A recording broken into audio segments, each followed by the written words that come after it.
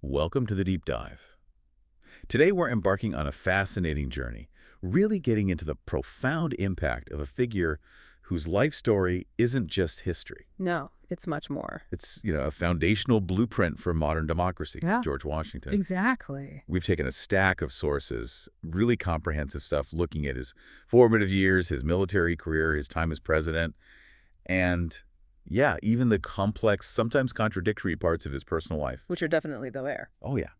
And we're here to extract the most important nuggets of knowledge and insight for you. And what's truly compelling here, I think, is how Washington's experiences, his very diverse experiences right from the earliest days, well, they seem to meticulously prepare him for this monumental, almost unimaginable task of nation building. It's like everything led up to it. It really feels that way sometimes. Yeah. We'll be connecting the dots between his unique practical education, his baptism by fire and military trials, and the enduring principles he helped establish for the American Republic. Our mission in this deep dive is to understand not just what he achieved, but why those actions were so pivotal then, and why they continue to resonate, really, with such power in our world today. Get ready to discover how a man of, well, surprising contradictions became the ultimate symbol of Republican virtue and a foundational pillar for a whole new form of government. Let's dive in.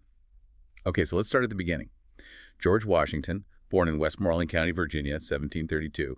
He enters this colonial world that's, well, it's rich with opportunity, but also fraught with economic peril. Right, absolutely. His early life wasn't some quaint, simple existence. It was deeply interwoven with the complex socioeconomic fabric of British North America. He had extensive family ties, a burgeoning, often volatile colonial economy. And his father, Augustine Washington, he wasn't just a tobacco planter. No, he was shrewder than that, or maybe more diversified. Our sources show investments in both tobacco plantations and iron mining. Iron mining. That sounds pretty different for the time. It was.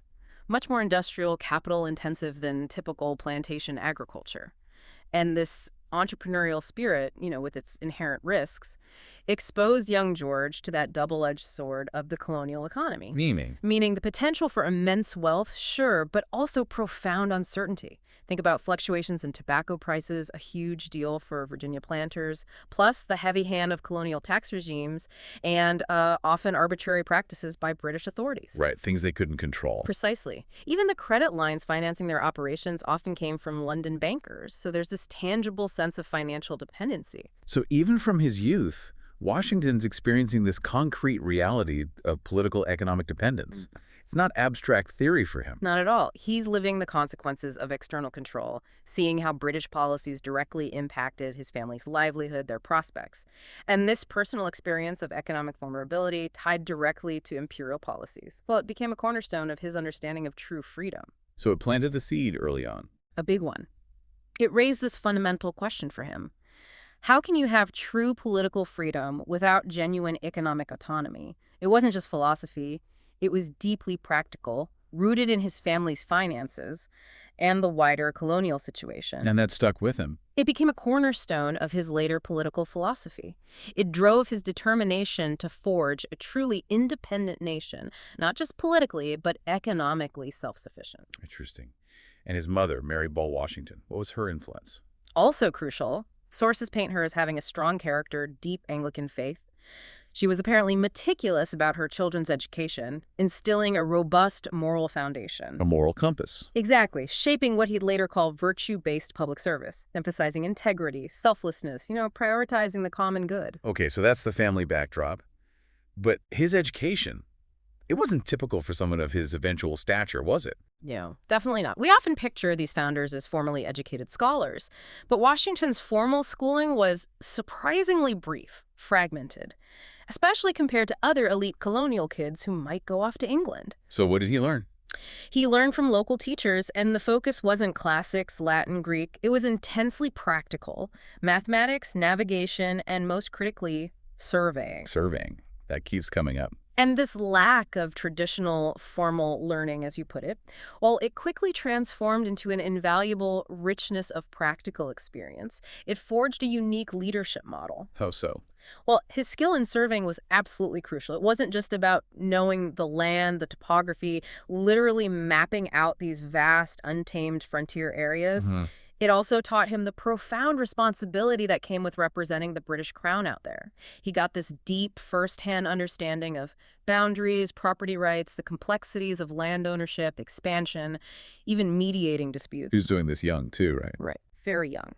At just 16, he's mapping huge tracts in the Shenandoah Valley. Think about that. Facing harsh climates, tricky terrain, interacting with various indigenous groups on their own terms. That's not just a job, that's an education in itself. An immersive foundational education. It built immense physical resilience, honed his observation skills, and gave him a really pragmatic view of different cultures and land claims. And this helped him later, militarily. Absolutely. His surviving field notebooks from these years, they show this sharp sensitivity to terrain. He saw the landscape not just as geography, but as a tactical chessboard. Every hill, every river could be leveraged. That became a distinct strategic advantage later on. Okay, so this practical young surveyor, he doesn't stay on the frontier mapping land for long. The French and Indian War erupts in 1754. Right, and this becomes his first major field test. He's just 22, a captain in the colonial militia sent right into the Ohio Valley, this hotbed of imperial power rivalry. So he's immediately thrown into the deep end. Completely. He's forced to understand these complex diplomatic games, far beyond just simple military maneuvers. And his very first significant engagement, it's the infamous Jumonville-Glen ambush. Where the French lieutenant Jumonville was killed. Exactly. And this wasn't just a skirmish. Under the intricate international protocols of the time, it was seen as a deliberate act of war. Suddenly, Washington, this relatively inexperienced young officer, finds himself at the center of huge military and legal and diplomatic debates.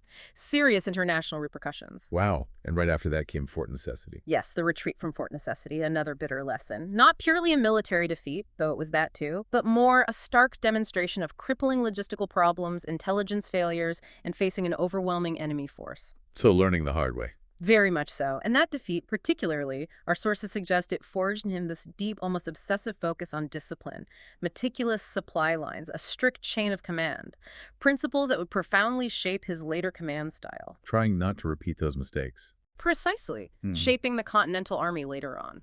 Then came Braddock's campaign in 1755. Washington was involved there too. He was, participating in the Monongahela expedition under General Edward Braddock. Braddock was highly regarded, but, well, rigidly traditional. How did that play out? Disastrously. Braddock stubbornly clung to conventional European formations, marching his regulars and militia in tight, exposed ranks through dense, forested wilderness. Not ideal terrain for that. Terrible terrain. Made them tragically vulnerable to guerrilla tactics. It led to a devastating ambush, a heavy British defeat. A massacre, really. Braddock's force was almost wiped out. But Washington survived. He did. And amidst that chaos, a legend starts to form. Washington himself, despite having 2 horses shot from under him, 4 bullet holes through his coat, he emerged unscathed. Wow. This led to this widespread legend among colonists of his divine protection, which certainly didn't hurt his reputation later. But beyond legends, what did he learn from that disaster? Something far more practical than divine intervention. He learned the absolute necessity of flexible tactics, the effectiveness of irregular warfare. He saw firsthand how rigid European methods failed spectacularly in the American wilderness. So adapt or die, essentially. Exactly. It pushed him towards a hybrid approach, blend the discipline of regular troops with the fluidity of guerrilla tactics. This unique blend would later really surprise the British. It allowed a smaller, less professional force to actually contend with a global superpower.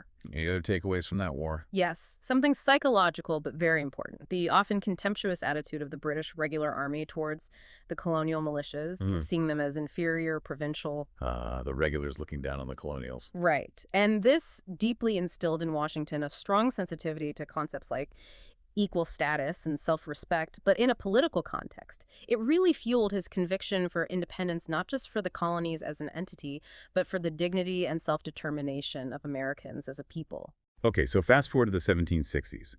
Washington's a prominent planter now, back in Mount Vernon, but he's also getting more involved politically. Increasingly so. And the British Parliament kind of forced the issue with things like the Stamp Act in 1765, then the Townshend Duties in 1767. These imposed significant financial burdens on the colonies. And for Washington, this wasn't just abstract politics. Not at all. These taxes directly hit his bottom line. As a large landowner, his personal ledgers would have shown the direct costs. That really fueled his political engagement. It connected his wallet to his principles. Absolutely. What's compelling here is how his direct personal economic responsibilities reliant on tobacco exports, needing credit from London bankers, directly fueled his ideological convictions. Every harvest, every transaction was a reminder of this economic dependence on Britain. So when he objected, say, in the Virginia House of Burgesses, His objections weren't just about the principle of taxation without representation, though that was definitely the rallying cry. They also propelled him into forming this vital network of intercolonial solidarity.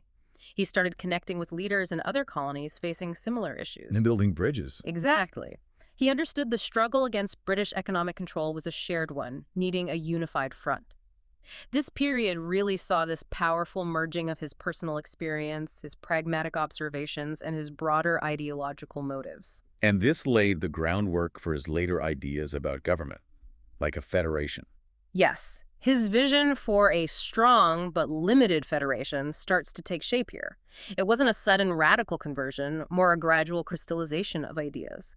Rooted in his own reality, seeing colonial misgovernance firsthand, he saw the need for unity, but also respect for individual liberties and state rights. That balance again. Always that balance. It becomes a hallmark. So when the First Continental Congress convenes in 1774, he's there as a Virginia delegate. Was he pushing for independence right away? Actually, no. Sources indicate he was initially quite cautious about the more radical calls for secession. He was fundamentally a man of order, stability, accustomed to working within systems. What changed his mind? Lexington and Concord, April 1775. Those initial violent clashes, the first shots fired, that was the decisive turning point for him. It convinced him definitively that reconciliation was impossible. Independence had to be forged through force. And then, shortly after, he's appointed commander-in-chief. June 15th, 1775. A strategic masterstroke by the colonial leadership. His military charisma was undeniable, but also his Virginia roots were crucial. Why Virginia? It helped break that pure New England image of the resistance, which was largely centered in Massachusetts early on. His appointment helped unify the regions, motivate the crucial southern colonies to fully commit. He symbolized a broader, unified fight. And he famously refused a salary, right? He did. In this remarkable display of civic virtue, he accepted the role without pay, asking only for reimbursement of his expenses. Setting a powerful example. A profound one. It established this ethos of selflessness in public service. A leader driven by duty, not personal gain. That built immense trust and legitimacy right from the start. So Washington takes command. But the Continental Army wasn't exactly a well-oiled machine, was it? Oh, far from it. He faced immediate daunting challenges. The army was more like a patchwork quilt, ill-equipped, often poorly trained militias. And soldiers didn't stick around. Huge problem. Short-term enlistments meant soldiers left just as they gained experience, plus chronic supply shortages, devastating epidemics like smallpox, typhus. It was hardly a professional force facing the might of the British Empire. The most powerful military in the world at the time. Exactly. And these early problems were absolutely instrumental in shaping his strategic thinking. How did he adapt? Let's take the Boston Siege, 1775-76. Right. A key success there was Henry Knox's artillery corps. Remember that incredible feat of transporting massive cannons from Fort Ticonderoga in a grueling winter expedition? Amazing story. Truly. Placing those cannons overlooking Boston effectively forced the British evacuation. A crucial early morale boost. Showed ingenuity could win. But then came New York in 76. That didn't go so well. No, that was a different story entirely. A series of disastrous defenses, prolonged retreats from Long Island, Harlem Heights, humiliating setbacks. What did he learn from that? It highlighted the Army's weaknesses, the sheer power of the British military, and it led Washington to this crucial strategic shift. Prioritize resource preservation over position preservation. Meaning, keep the army alive, even if you lose ground. Precisely. He realized Preserving his army, even through retreats, avoiding big, decisive battles he might lose, was far more important than holding specific territory. His army was the revolution's heart. Losing it meant losing everything. And this shift, did it pay off? Spectacularly. In the winter of 76-77, the famous crossing of the Delaware on Christmas night. Trenton. Yes, the daring surprise attack on the Hessians at Trenton, followed by the victory at Princeton in early January. Absolute game changers. They showed a smaller, highly motivated force could gain psychological superiority, seize initiative with swift hit-and-run tactics. It revitalized morale massively. And had implications beyond the battlefield. Huge diplomatic implications. These victories dramatically accelerated French support, paved the way for that critical Franco-American alliance signed in 1778, which would prove indispensable. He was strategically savvy there too, right? Yeah. Leveraging other victories. Absolutely. Take Saratoga, October 77. That victory was achieved by General Gates, not Washington directly, but Washington expertly leveraged the enthusiasm it created in French circles, turning that American triumph into greater international backing, crucial naval support. But then came Valley Forge, the famous winter of suffering. Brutal. Winter of 1777-78. Immense suffering, starvation, bitter cold, devastating typhus outbreaks. Yet it was also here the army underwent a real transformation. Enter Baron von Steuben, the seasoned Prussian officer. He implemented rigorous drills, organizational reforms, brought the army's discipline, its professionalism, much closer to European standards, forged them into a more cohesive, formidable fighting force. And did we see results? Directly. The Monmouth Battle in 1778. The American forces achieved a tactical success against the British, really showcasing their newfound discipline and fighting prowess, a direct result of Steuben's work at Valley Forge. This war dragged on for years, though. Must have been exhausting for everyone. Over 8 grueling years. It eventually depleted British coffers and public will, yes, but it also caused significant fatigue, hardship back in the American colonies. Washington understood this. He knew maintaining public and political support was crucial, even with all the weariness. And his relationship with Congress, the civilian leadership? This is key. Washington didn't just appreciate their patience. He deliberately built his model of military-civilian relations on the absolute principle of civilian supremacy. Meaning the military answers to the elected government. Always. He consistently deferred to the Continental Congress, even when he profoundly disagreed or was frustrated by their inefficiencies. That set a foundational precedent, a radical concept in an era often defined by military coups. And finally, Yorktown, October 1781, the decisive moment. The culmination, General Cornwallis's surrender. Yes, it was enabled by vital French naval blockade support, brilliantly cutting off British retreat by sea. Crucial French help. Indispensable. But the coordination mastery of the Allied land army under Washington was paramount. It was a testament to his strategic vision, meticulous planning, integrating these disparate Allied forces into one unified, decisive campaign that finally clinched American independence. Okay, the war is won. Treaty of Paris, 1783.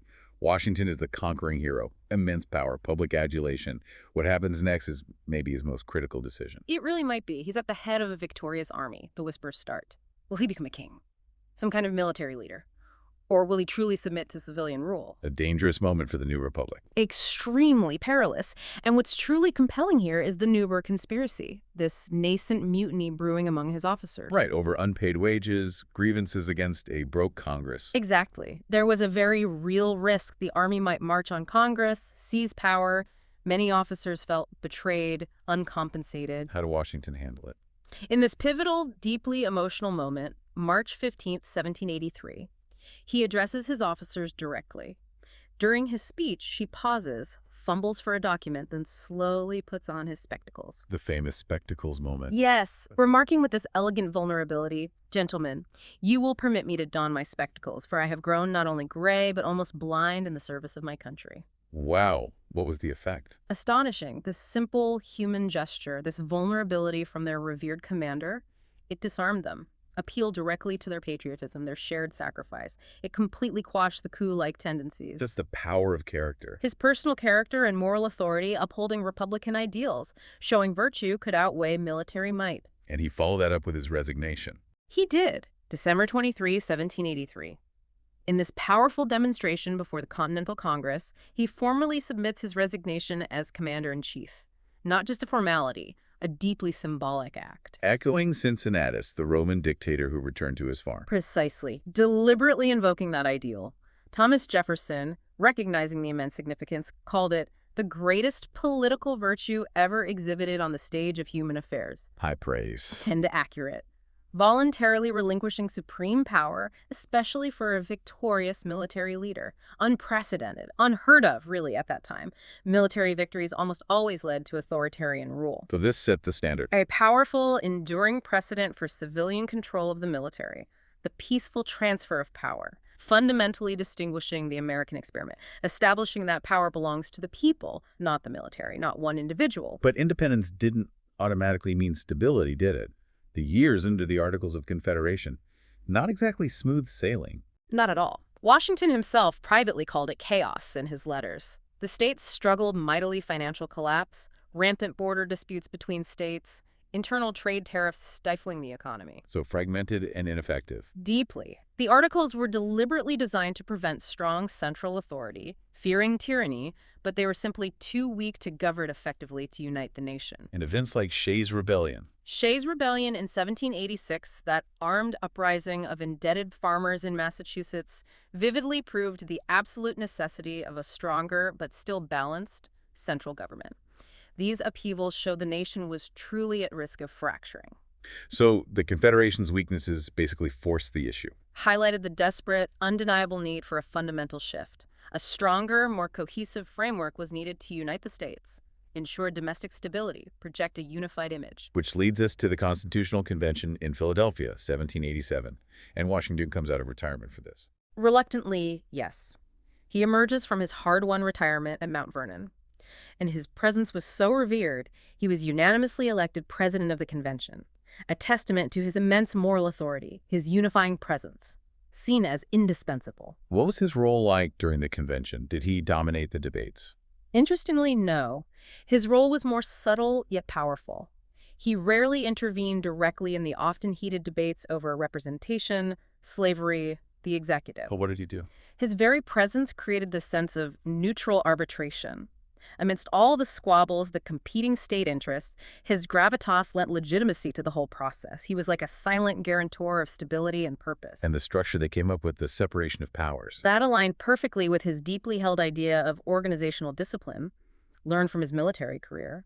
Executive, legislative, judicial branches. He understood power needed to be defined, divided, checked. He saw the need for checks and balances. Absolutely. The idea of entrusting executive power to one person, the president, but balancing it with Congress's legislative authority and the Supreme Court's judicial oversight, that was an institutional embodiment of Washington's contribution. The balance of authority and accountability. A powerful executive, but constrained. Exactly. Necessary for effective governance, but it had to be constrained by clear institutional checks to prevent tyranny. That was the genius of it. So the Constitution is ratified, and Washington becomes the first president, taking office March 4th, 1789. What's he walking into? An unprecedented situation, really. The federal administrative apparatus was essentially a blank slate. No established protocols for how president governs, no cabinet traditions, virtually no federal bureaucracy. He's literally making it up as he goes along. In many ways, yes. Governing on what truly felt like an unwritten table. His early decisions were absolutely critical in shaping the future of the presidency, setting precedents we still see today. Like his cabinet appointments. A perfect example. Meticulously considered. He brings in luminaries, Hamilton for Treasury, Jefferson for State, Knox for War, Edmund Randolph as Attorney General. Big names. What was his criteria? A masterclass in governance, really. Blending expertise with regional and political balance. Ensuring competence, yes, but also broad representation. That established a model considering not just qualifications, but the need for a diverse, representative government still resonates today. Okay, domestic policy. One of the first big tests was Hamilton's financial plan. Huge test. Washington ultimately approved Hamilton's controversial plans, a national bank, the Bank of the United States, and federal assumption of state debts from the Revolution. Why were these so important? And controversial. Crucial for boosting financial confidence, stabilizing the new nation's economy, establishing creditworthiness internationally, but hugely controversial, especially in the South. Why the Southern criticism? Many felt the plans disproportionately benefited a privileged financial elite in the North and centralized too much power in the federal government at the expense of agrarian interests. And Washington's navigating this. Hmm. How? He wasn't a fan of political parties, right? No, he openly disapproved of political factionalism, partisan divisions. He tried to maintain a neutral presidential profile. Yet he also recognized that the vigorous Hamilton-Jefferson rivalry within his own cabinet. Which basically created the first parties. Exactly. He saw that as an inevitable, if difficult, part of the nascent political process. Differing viewpoints, even conflicting ones, were part of a healthy, if messy, democracy forming. Another key moment, the Bill of Rights. Pivotal. His approval in 1791 of those first 10 amendments ensured that the delicate balance between strong government and broad rights went from theory to practice, enshrining individual liberties right there in the framework. Then came the Whiskey Rebellion in 1794, a major domestic test. Perhaps the most critical domestic test. This armed uprising of Pennsylvania farmers protesting a federal liquor tax. Washington's response was swift and decisive. He personally led troops. He did. Commanded militias, leading thousands into the field himself. This action clearly demonstrated the new federal government's authority, its ability to enforce laws when necessary. Unlike under the Articles, defiance wouldn't be tolerated. But was it just about force? Crucially, no. This use of force was carried out under strict congressional oversight. It prevented arbitrary violence, establishing a vital precedent, an early example of the concept of the legitimate monopoly on violence in modern states. The government alone has authority to use force, but only within the bounds of law. So, solidifying federal authority, but constitutionally. Precisely. Solidified authority at home and abroad, and set that precedent for maintaining order through constitutional means. ###8, foreign policy, and the doctrine of neutrality. Okay, let's shift to foreign policy. One of Washington's longest-lasting legacies, and maybe one of the most debated, is his approach here. Absolutely. Embodied in the 1793 Proclamation of Neutrality, a critical moment. Europe was engulfed in war again, threatening to pull America into its orbit. And this presented a dilemma, didn't it? Because of France. A profound and acutely felt dilemma. France, after all, had been America's vital ally in the Revolution. Without their military and financial support, victory might have been impossible. So there was a debt of gratitude. A huge one. Yet, the radicalization of the French Revolution and its subsequent renewed war with Great Britain, it presented this difficult, almost agonizing choice. How did Washington navigate that? Famously, he prioritized rational interest over emotional gratitude.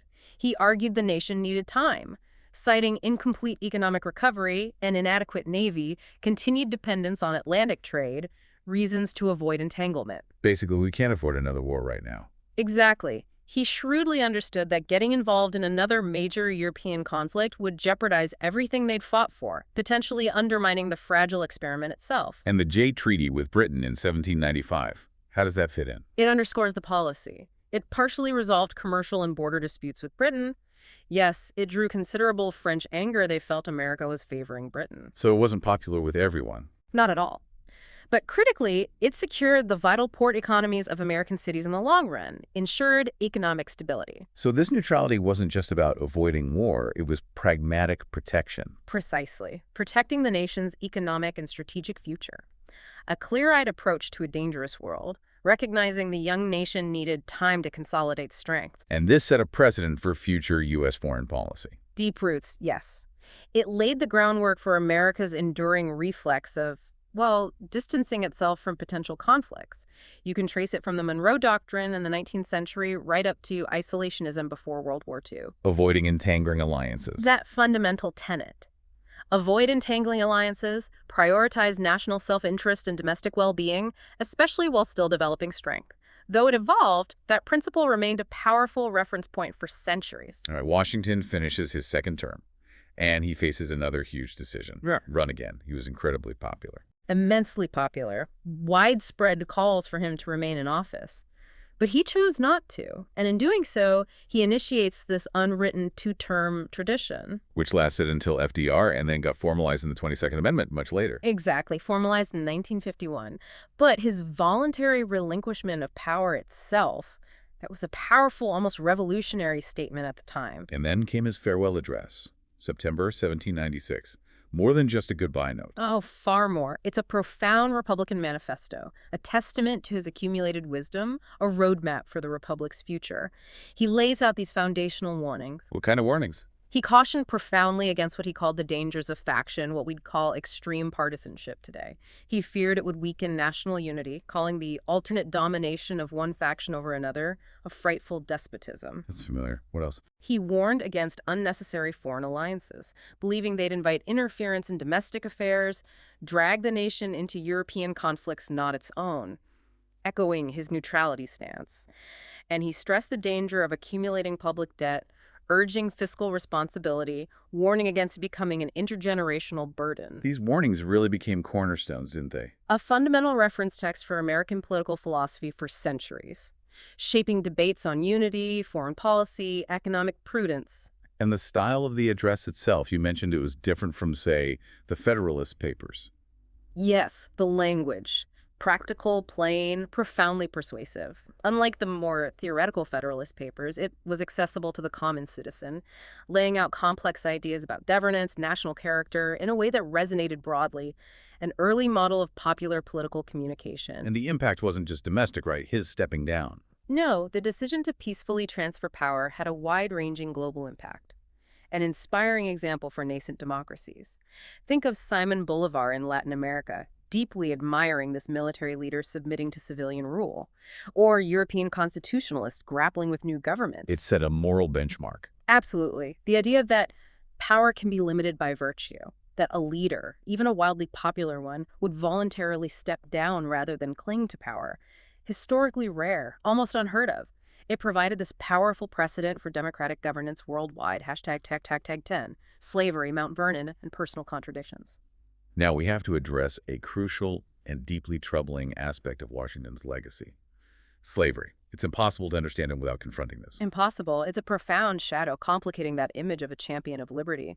Throughout his life, Washington managed, owned, profited from the labor of approximately 577 enslaved people across his properties. A stark contradiction to the ideals he fought for. A stark, undeniable contradiction.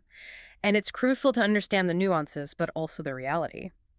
While a significant portion, especially after his marriage, were dower slaves, inherited via his wife Martha Custis, meaning legally complex to free during her lifetime. He still benefited immensely. He remained an integral part of an economic system fundamentally dependent on chattel slavery. His wealth, his innovations at Mount Vernon, his entire lifestyle were inextricably linked to their forced labor, an inherent ethical dilemma at the very heart of the founding narrative. But didn't he do something about it in his will? He did, and this is important too.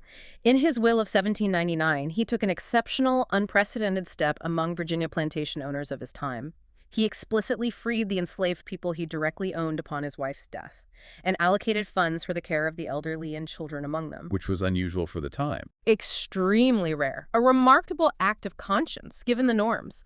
Yet, and this is the critical counterpoint, he did not call for comprehensive political reform against the institution of slavery as a whole during his presidency.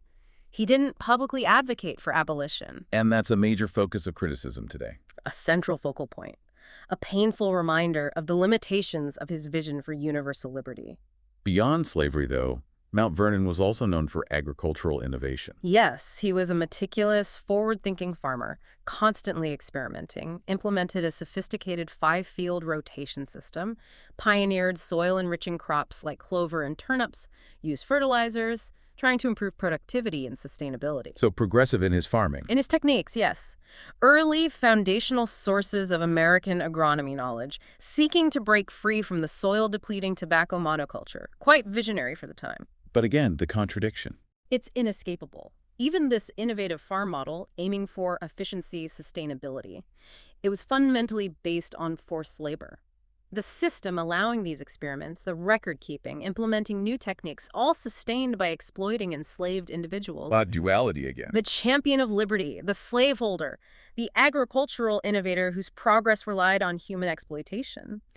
Confronting that complexity is essential for any real deep dive into his legacy and the paradoxes of the early republic. Hashtag tag 11, death, commemoration, and the construction of a national myth.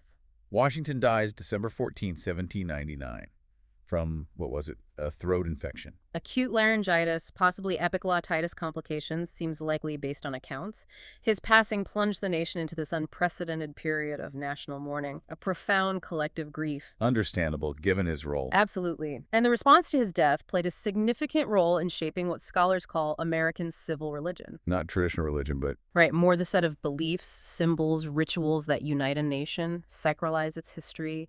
The military insignia, the protocols, the eulogies at his funeral, they became part of this ritualistic fabric binding the young nation. and this led to myth-making. Quickly evolved into pervasive myth-making throughout the 19th century. Countless statues, heroic paintings, simplified school books, popular biographies, often mixing real events with fictional anecdotes. Like the cherry tree story. I cannot tell a lie. Exactly. That story, likely apocryphal, became widespread. These narratives effectively transformed Washington into this symbol of moral impeccability, almost divine, larger than life.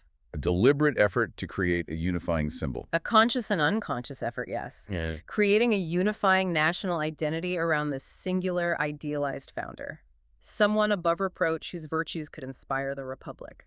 But modern history looks at this differently. Critically examines this myth-making process. Contemporary historians work to reveal his errors, his political maneuvers, his very human flaws, moving beyond simple hagiography, hero worship. Does that diminish his importance? Not necessarily diminishes historical importance, but rather places him on a multifaceted, human, debatable ground. It's a crucial reminder that democratic societies must continuously and critically evaluate their founding figures, acknowledge the complexities, the contradictions, not rely on simplistic myths that obscure the full truth. Seeing the whole picture. Exactly. But despite this critical reevaluation, Washington's symbolic capital, it absolutely lives on. State ceremonies, monuments, currency, place names, his image remains deeply embedded in the American psyche. ###12.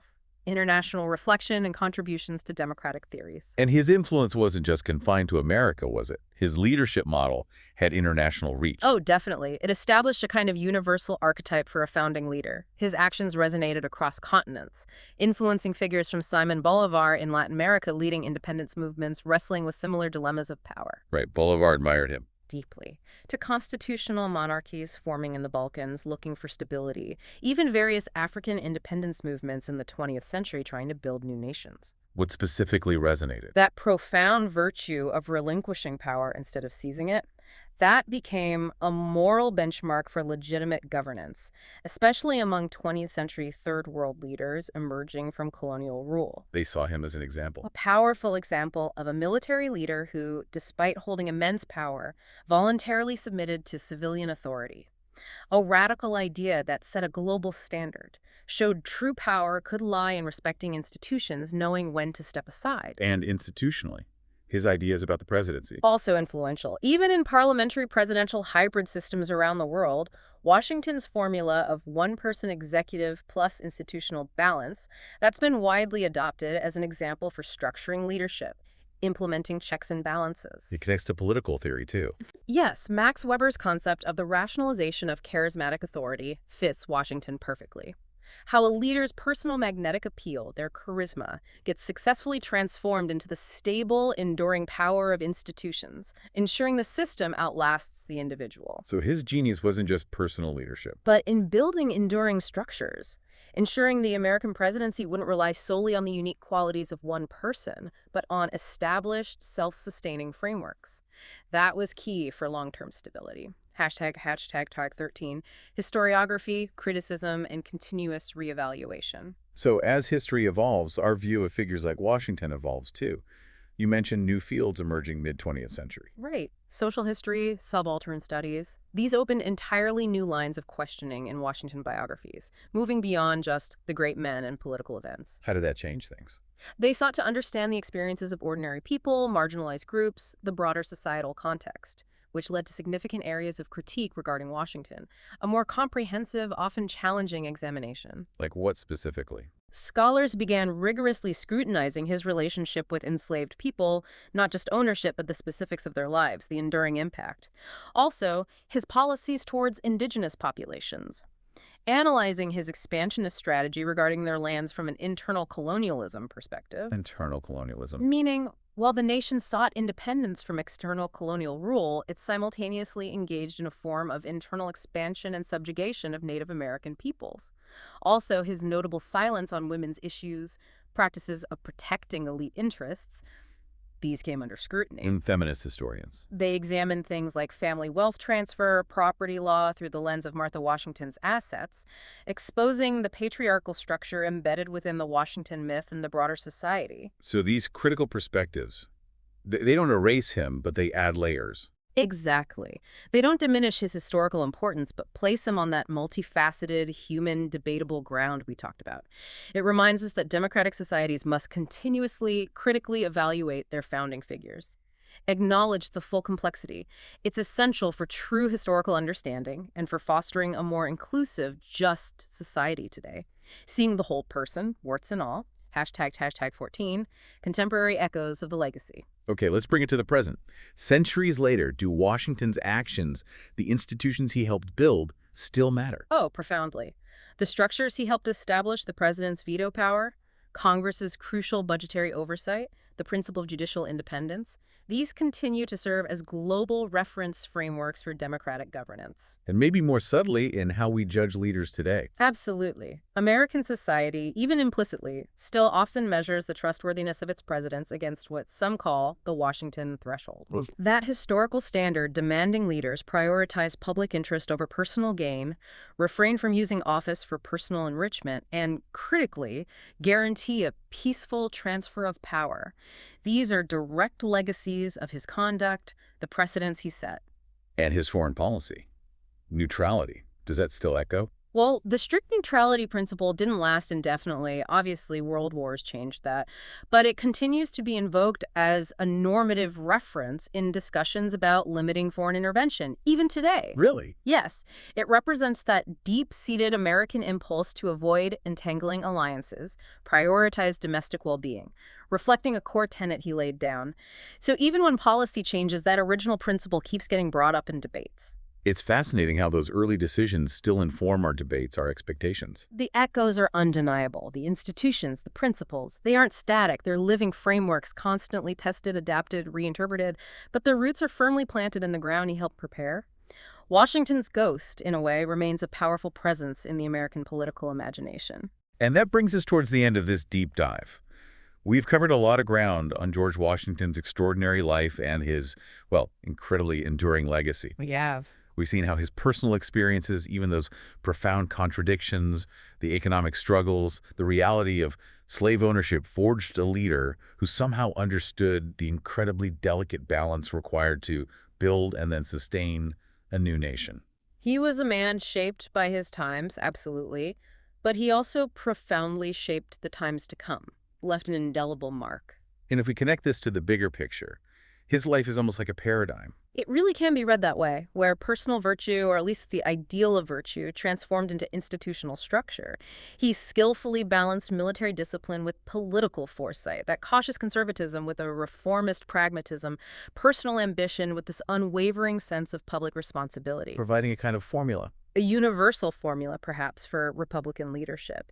And his story isn't just history, it's this living testament to the ongoing challenge, the profound responsibility of self-governance. His actions laid down that framework. Emphasizing civic virtue, institutional balance, and critically, the peaceful transfer of power. That formula still profoundly influences the leader-citizen relationship in democracies around the globe. Principles like separation of powers, civilian supremacy. The universality of law. These continue to take root thanks to the path Washington blazed in both theory and practice. They're not just abstract concepts. They are the bedrock, really, a testament to his pragmatic vision. It's striking how his name still comes up. Isn't it? What's truly fascinating is how Washington's name is still invoked as a kind of compass at almost every critical juncture in American public life. Supreme Court decisions, congressional sessions, civil society initiatives. Right, do you think that is? I think it's not just about figuring out which direction to proceed, but about asking, what fundamental principles should we remain loyal to while proceeding into an uncertain future? That's why his story isn't just a historical tale of heroism. It's an intellectual and moral legacy that actively ensures, or at least challenges us towards, the continuity of democracy. constantly challenging us to live up to those ideals while acknowledging the complexities. Exactly, the ideals and the messy realities. So what does this all mean for you listening right now? As you navigate your own roles, maybe leadership roles at work, in your community, personally, consider how the principles Washington championed resonate today. Things like balancing authority with accountability, prioritizing public good over personal gain. How do those play out in our own choices? It's a reminder, isn't it, that the continuous reevaluation of our history, including all its complexities, isn't just academic. It's essential for a thriving democracy. Couldn't agree more. Until next time, keep diving deep.